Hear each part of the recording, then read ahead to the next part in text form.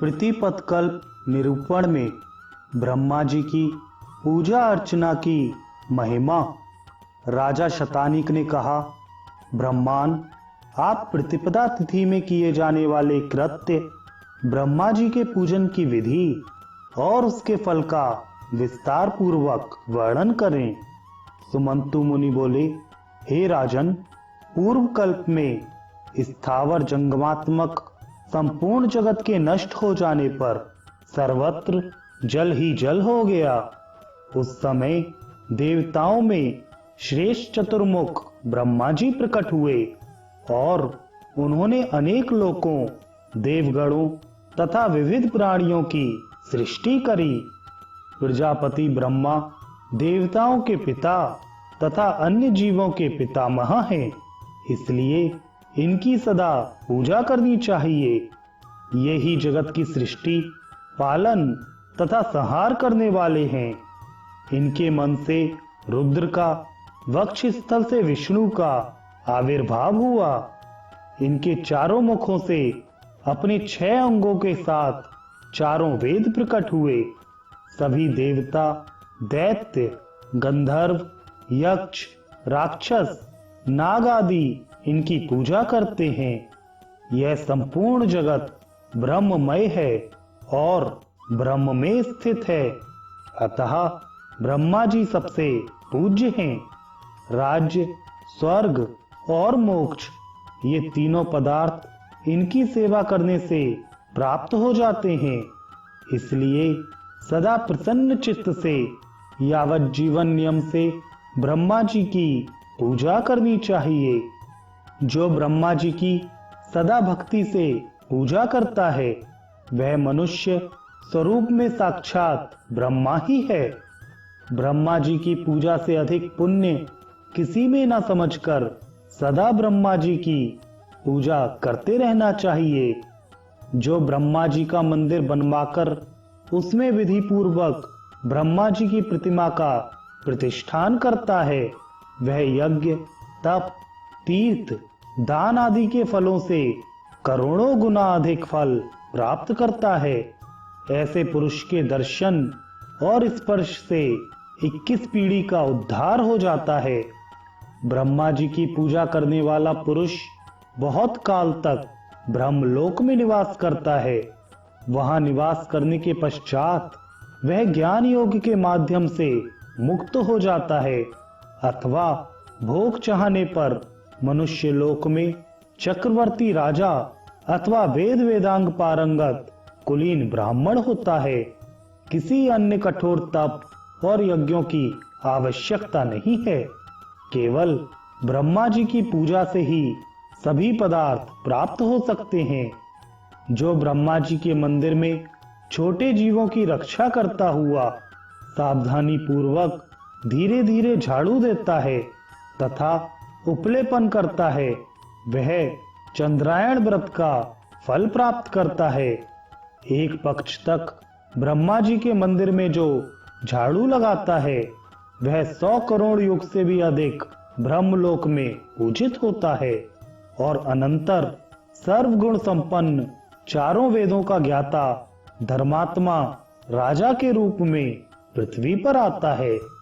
भक्ति पूर्वक ब्रह्मा जी का पूजन ना करने तक ही मनुष्य संसार में भटकता है। जिस तरह मानव का मन विषयों में मग्न होता है, वैसे ही यदि ब्रह्मा जी में मन निमग्न रहे तो ऐसा कौन पुरुष होगा जो मुक्ति नहीं प्राप्त कर सकता।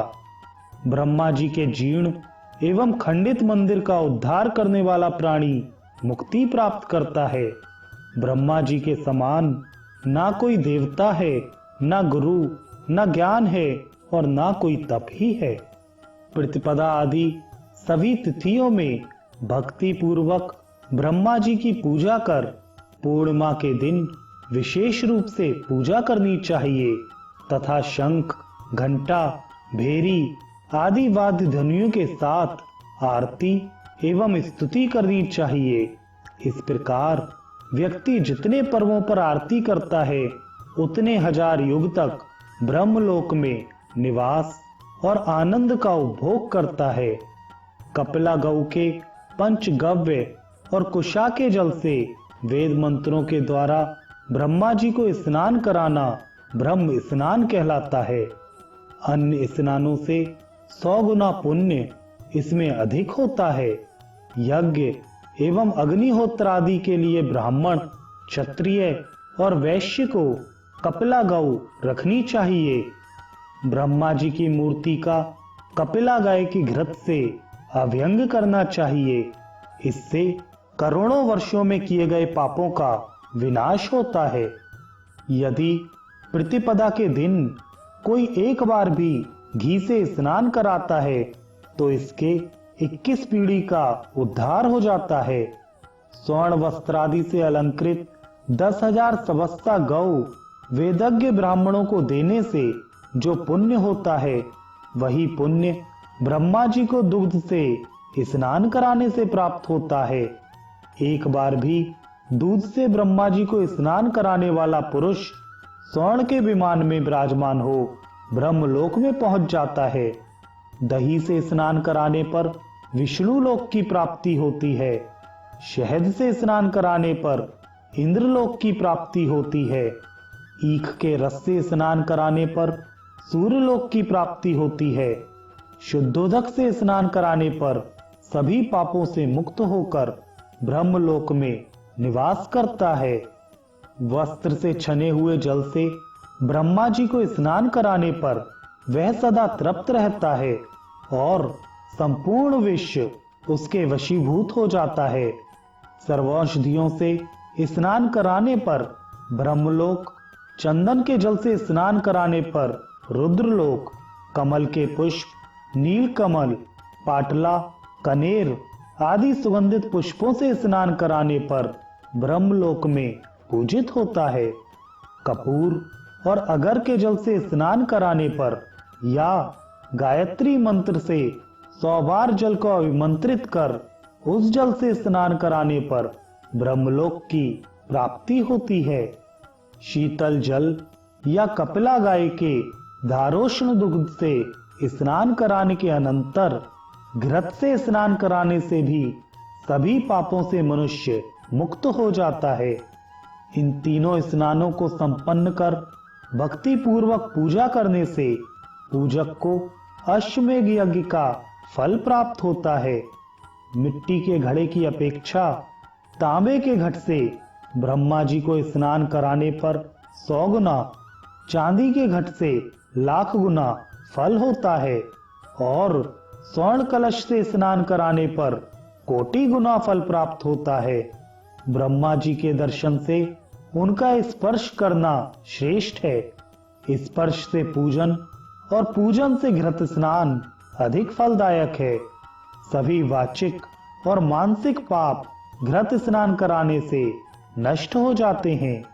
राजन, इस विधि से स्नान कराकर भक्ति पूर्वक ब्रह्मा जी की पूजा इस प्रकार करनी चाहिए।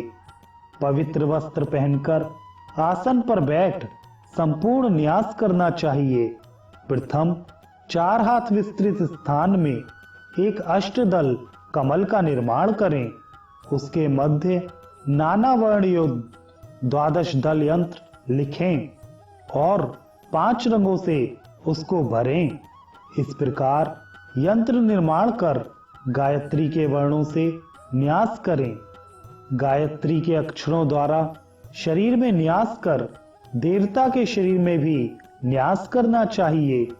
प्रणवयुक्त गायत्री मंत्र के द्वारा अभिमंत्रित केशर, अगर, चंदन, कपूर आदि से समन्वित जल से सभी पूजा द्रव्यों का मार्जन करना चाहिए। अनंतर पूजा करनी चाहिए।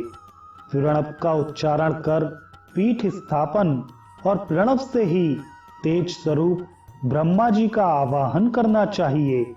पद्म पर विराजमान 4 मुखों से युक्त चराचर विश्व की सृष्टि करने वाले श्री ब्रह्मा जी का ध्यान कर पूजा करनी चाहिए। जो पुरुष प्रतिपदा तिथि के दिन भक्ति पूर्वक गायत्री मंत्र से ब्रह्मा जी का पूजन करता है, वह चिरकाल तक ब्रह्मलोक में निवास करता है।